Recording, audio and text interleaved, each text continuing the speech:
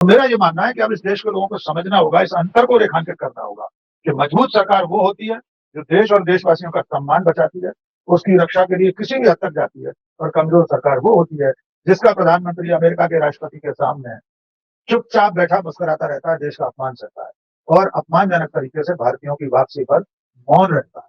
Donald Trump ने और Elon Musk ने पहले ये दावा कर दिया, ये आरोप लगा दिया कि भारत में वोटर टर्नआउट के लिए 21 मिलियन डॉलर दिए गए।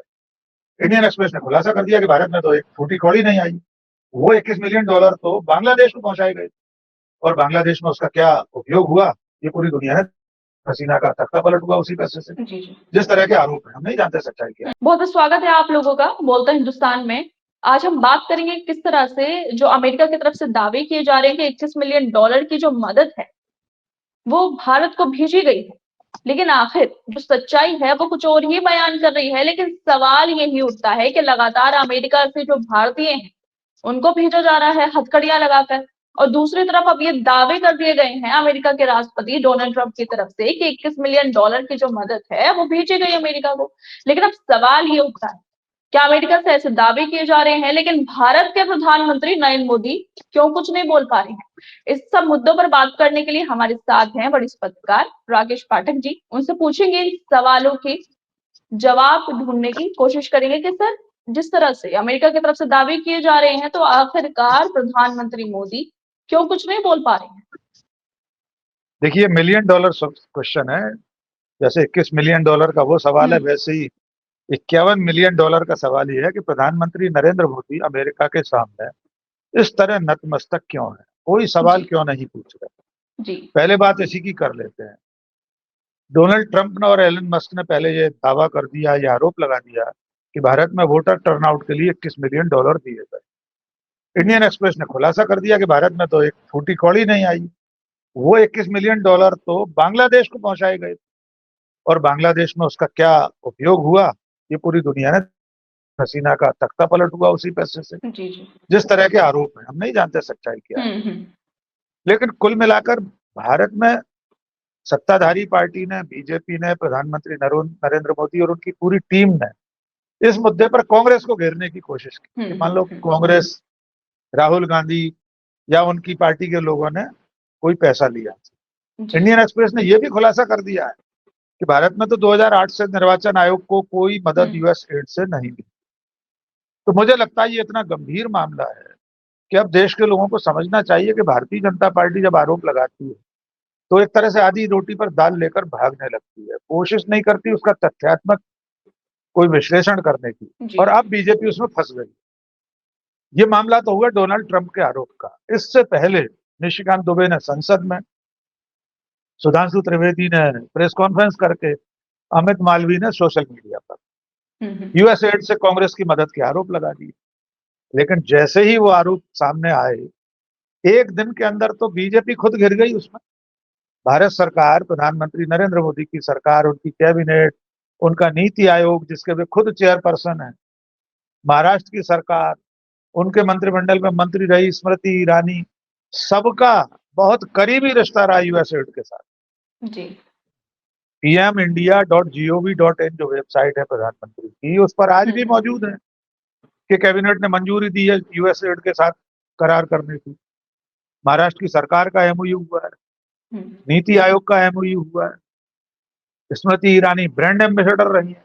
तो जिस आरोप में वो कांग्रेस को घेरना चाहती थी उसमें वे खुद घेर गए, उल्टे बांस बरेली लद गए। अब बीजेपी उस पर खामोश है, उस पर जवाब नहीं बनता। अब क्या जवाब दें, क्योंकि स्मृति ईरानी तो मंच से कह रही थी, एस जयशंकर के सुपुत्र ध्रुव जयशंकर को इंटरव्यू दिया था, उसमें कह रही थी मैं 4 साल ब्रांड एम्बेसडर रही। तो अगर यूएस एड की मदद लेना देशद्रोह है, तो देशद्रोह में तो खुद नरेंद्र मोदी की सरकार फंसी है, पूरी की पूरी। खुद प्रधानमंत्री कार्यालय, भारत सरकार फंसी। मुझे ऐसा लगता है कि ये ऐसे मुद्दे हैं जो बीजेपी उठाती तो है, लेकिन वो ये भूल जाती है कि वो खुद कितना इस दलदल में फंसी हुई है। और अंतिम बात यह है कि क्या यूएस एड से मदद लेना कानून के विरुद्ध हुआ है? अगर कानून का उल्लंघन किसी ने भी किया हो तो उसके खिलाफ कार्रवाई करिए, आप सरकार में हैं, जांच बिठाइए, सजा कीजिए, जेल भेज दीजिए जिसको भेजना हो। जी जी। तो क्या लगता है कि जिस तरह से प्रधानमंत्री नरेंद्र मोदी को पहले डोनाल्ड ट्रंप ने अपने शपथ समारोह का निमंत्रण नहीं भेजा, दूसरी तरफ जब जाते हैं वो व्हाइट हाउस में ट्रंप से मिलने के लिए तो राष्ट्रपति खुद नहीं आते उनको रिसीव करने के लिए, लेकिन वहीं दूसरी तरफ इजराइल हो या छोटे देश हो, उनके प्रधानमंत्री को राष्ट्रपति को लेने डोनाल्ड ट्रंप पहुंच जाते हैं। और फिर जब प्रेस कॉन्फ्रेंस करते हैं तो फिर ट्रंप बोल देते हैं कि आपका सवाल है लेकिन जवाब मैं देता हूँ, ब्रिक्स के नाम पर धमकाने लगते हैं, आग दिखाने लगते हैं। और दूसरी तरफ जब ये मुद्दा सामने आया $21 मिलियन का, क्या बीजेपी को ये मौका मिल गया है इन सब सवालों से भागने का जो प्रधानमंत्री के साथ अमेरिका में हुआ है, कि ये आरोप देखिए, कांग्रेस के ऊपर लगा दो? इससे इससे बीजेपी को मुक्ति नहीं मिल जाएगी।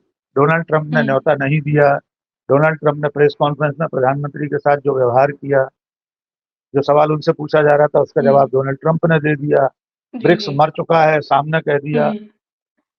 अडानी को लेकर सवाल पूछा गया, वे वसुधैव कुटुंबकम का राग अलापने लगे। कुल मिलाकर अमेरिका और डोनाल्ड ट्रंप इस वक्त जिस रणनीति पर चल रहे हैं उसे प्रेशर टैक्टिक्स कहते हैं, दबाव की रणनीति।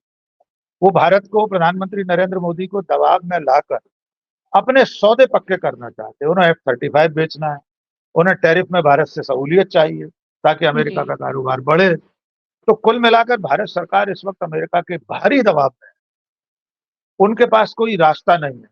यही वजह है कि भारतीयों को, अवैध प्रवासी भारतीयों को जिस अपमानजनक तरीके से भारत वापस भेजा जा रहा है, उसको लेकर प्रधानमंत्री दो शब्द नहीं बोल पा रहे हैं, विदेश मंत्री एक शब्द नहीं बोलते हैं। तो मुझे ऐसा लगता है कि ये देश के लिए बहुत चिंता की बात है। जो भारत विश्व शक्ति कहलाता है, हम महाशक्ति हैं, विश्व गुरु हैं, दुनिया की तीसरी बड़ी आर्थिक ताकत हैं, और हमारे नागरिक हथकड़ी बेड़ी में आ रहे हैं और प्रधानमंत्री एक शब्द नहीं बोल रहे। सवाल तो यही उठता है कि नरेंद्र मोदी खुद को विश्व गुरु कहते हैं, मीडिया में डंका पति के नाम से उन्हें जाना जाता है, लेकिन दूसरी तरफ पहले तो भारत भेजा गया, 3 विमानों को भेजा गया, अमृतसर में उतार दिया गया, बेड़ियां लगाकर खाने को नहीं दिया गया, जकड़ कर भेजा गया। अमेरिका की एजेंसियां वीडियो भी वायरल करती हैं कि हम भारतीयों को कैसे भेज रहे हैं। इन सब मुद्दों से अभी ठीक से बीजेपी हटी नहीं थी, मतलब सवाल पूछे जा रहे हैं, लेकिन अब दूसरी तरफ पनामा का वीडियो सामने आ गया है जहां पर भारतीय मदद मांग रहे हैं और उन्हें पनामा के जंगलों में, कैंप में भेज दिया गया है भारत भेजने की जगह। लेकिन इसके बावजूद भी इतनी बड़ी देश के जो प्रधानमंत्री हैं, इतनी बड़ी आबादी, 140 करोड़ के करीब की आबादी के प्रधानमंत्री खामोश है। आखिर क्या वजह है उनकी खामोशी का कि वो कुछ बोल नहीं रहे हैं?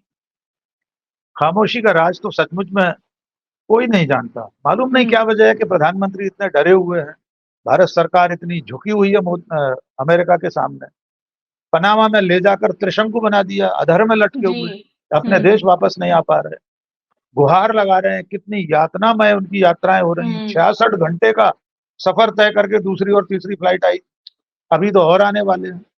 शुरू में बात थी 7 करोड़ 25 लाख अवैध भारतीय, अब तो 14 लाख की बात आ रही। 18,000 की तो शिनाख्त हो चुकी है, सूचीबद्ध हो चुके हैं वापसी के। तो कुल मिलाकर मुझे ऐसा लगता है, भारत में आंतरिक राजनीति से निजात मिले तब तो अंतर्राष्ट्रीय स्तर पर विदेश नीति के मोर्चे पर नरेंद्र मोदी ध्यान दें। यहाँ कांग्रेस को घेरने या पंजाब में हवाई जहाज उतार के पंजाब के लोगों को बदनाम करने से फुर्सत नहीं मिल रही। भगवंत सिंह मान ने कहा कि भाई 33 लोग तो पहली फ्लाइट में गुजरात के थे, वहां क्यों नहीं जहाज उतारे? क्योंकि पंजाब को बदनाम करना चाहते हैं। देश और दुनिया को ये बताने की कोशिश हो रही है कि पंजाब के लोग अवैध रूप से, डंकी रूट से जाते हैं, अवैध रास्ते अपना के अमेरिका जा रहे हैं। मुझे लगता है कि देश के प्रधानमंत्री को इन सब चीजों से ऊपर उठकर राज्यों के साथ समान व्यवहार करना चाहिए। पंजाब को बदनाम करके आप अंत में अपने देश को ही बदनाम कर रहे हैं। पंजाब भारत में ही है, कोई विदेशी प्रांत नहीं है वो।